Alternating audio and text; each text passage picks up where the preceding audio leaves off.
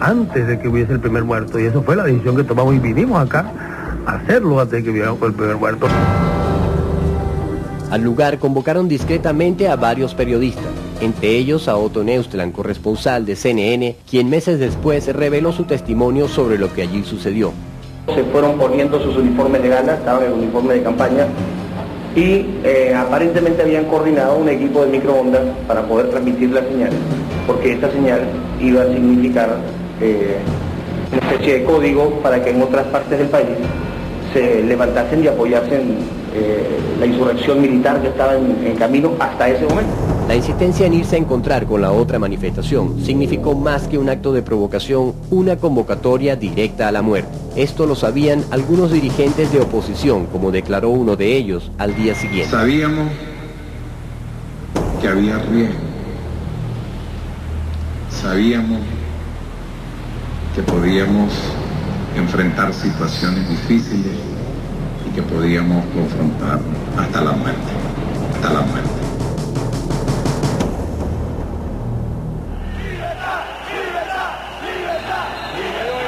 Pasadas las 2 de la tarde, cuando la marcha de oposición llega al centro de Caracas, se registran nuevos hechos de violencia cuando varios peatones son agredidos por manifestar su apoyo a Chávez.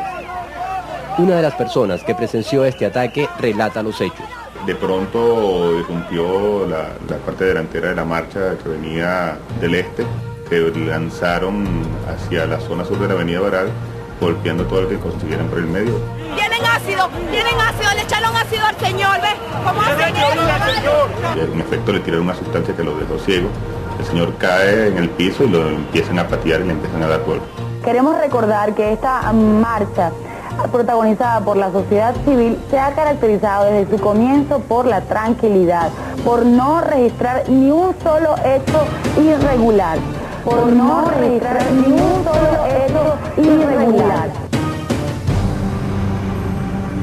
Los primeros manifestantes de la oposición llegan hasta la zona conocida como el Calvario en las inmediaciones del Palacio de Gobierno.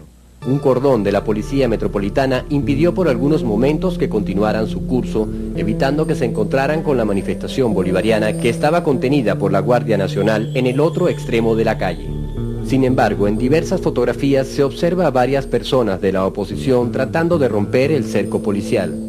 Quien vemos en pantalla es Guaycaipuro Lameda, general retirado y expresidente de PDVSA, a quien la policía trató de disuadir. Con él se encontraba el almirante retirado Molina Tamayo. Eran las 2:30 de la tarde y ya algunos dirigentes de la oposición declaraban estar al tanto del peligro que se corría. Ya se nos ha dicho que con cabilleros, que con pistolas y con cosas se está esperando a la gente. Esa es la Venezuela que queremos, una Venezuela que riegue la sangre, que exista la confrontación, que si unos contra otros. Yo no estoy de acuerdo con eso. A pesar de manejar estas informaciones, los dirigentes de oposición logran romper el cordón policial en el Calvario, derribando las unidades motorizadas de la Policía Metropolitana.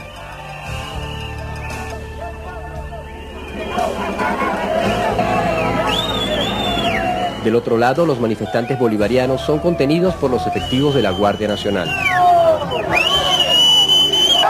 ¡Amigos, el pueblo está contigo! Reporteros de diversos medios registraron estos momentos, entre ellos Maurice Lemoine, corresponsal francés. Estaban muy próximos, estaban como a 70 metros, 80 metros, realmente muy poco, con el riesgo de enfrentamiento. ¿Sí? Y para separarles había un grupo de la Guardia Nacional muy reducido por mi sorpresa, ¿sí? Estaban como 15. Entonces empezaron a echar gases lacrimógenas, ¿sí?, a la marcha de la oposición, porque realmente hay que decir que los bolivarianos estaban tranquilos.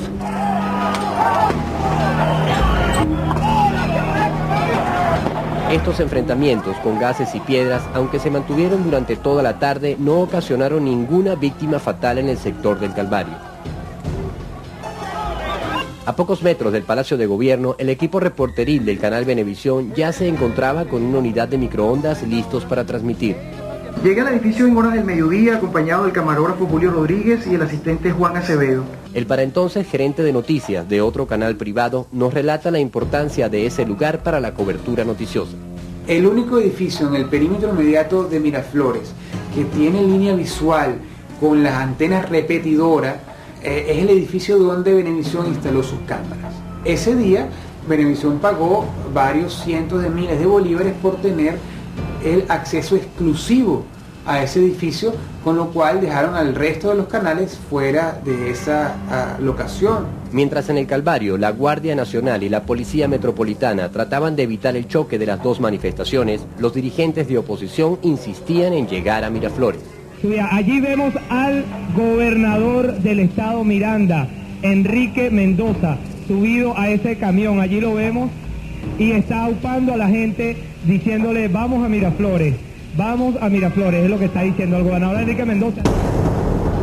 En el Calvario los dirigentes Tamayo y Lameda reiteraban su llamado de llegar hasta la otra manifestación. Hay que superar las bombas lacrimógenas, el viento está hacia acá, hay que superar las bombas lacrimógenas, el viento cae hacia acá, hay que pasar corriendo hacia el otro lado.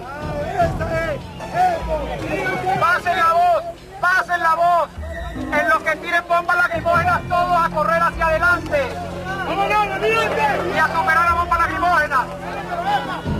Este llamado podía haber causado una tragedia en ese momento. Afortunadamente, pocos le hicieron caso.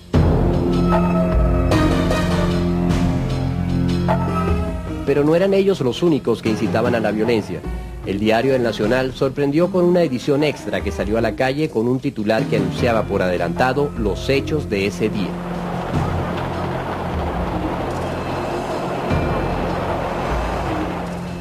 Por su parte, al canal privado Venevisión llega una noticia de gran importancia. Una nota que nos está llegando en este momento dice lo siguiente: Policía Metropolitana evitará que la marcha opositora llegue a Miraflores. El director de la Policía Metropolitana, comisario Henry Vivas, dijo este jueves que el organismo de seguridad tiene órdenes de evitar que la marcha convocada por Fede Cámaras y la CTV se movilice a Miraflores para evitar un posible enfrentamiento con simpatizantes del oficialismo que se encuentran en el lugar. Hacemos esta pausa para llamar la atención sobre la manera como el canal sacará atropelladamente del aire al narrador antes de que éste termine de leer el comunicado. Para evitar un posible enfrentamiento con simpatizantes del oficialismo que se encuentran en el lugar. La Policía Metropolitana hizo acto de presencia a la altura de la Avenida Bolívar.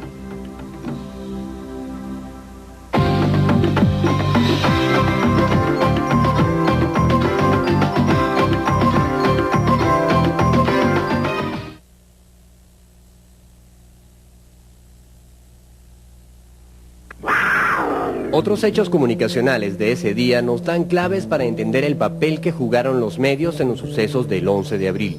Desde las 7 de la mañana hasta las 2 de la tarde, una de las principales televisoras mostró alrededor de 6 horas de la manifestación opositora y tan solo 20 minutos de la concentración bolivariana, en una clara línea de desbalance informativo. Meses después, el director de una de las principales televisoras privadas reveló en un programa frente a sus reporteros que el 11 de abril él estaba en conocimiento de la violencia que se avecinaba. Nos habían alertado sobre la posibilidad de que hubiera violencia en la marcha. Y no entiendo cómo funcionarios públicos que nos alertaron que iba a haber violencia en la marcha no utilizaron la fuerza pública para impedir que la marcha llegase hasta donde llegó, que hubiera sido la manera de impedir la masacre que hoy en día hemos visto. Pero el canal que dirige mantuvo insistentemente en pantalla el llamado a seguir avanzando hacia Miraflores. Al este de la ciudad, los 10 militares insurrectos esperaban la llegada de un equipo de microondas con el cual transmitirían su mensaje. En la espera, el equipo de CNN grabó un ensayo, según lo testimonia Otto Neustland. Entonces le digo, hagan el ensayo, ellos hacen el ensayo y yo lo grabo, o sea, lo graba mi equipo.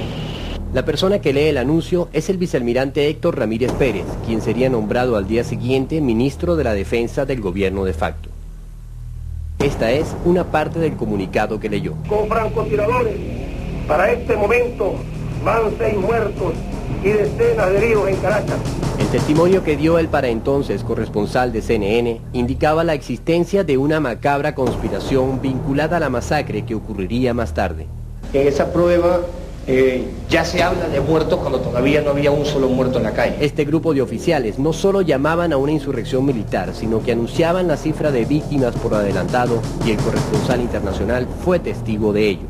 Para este momento van 6 muertos y decenas de heridos en Caracas.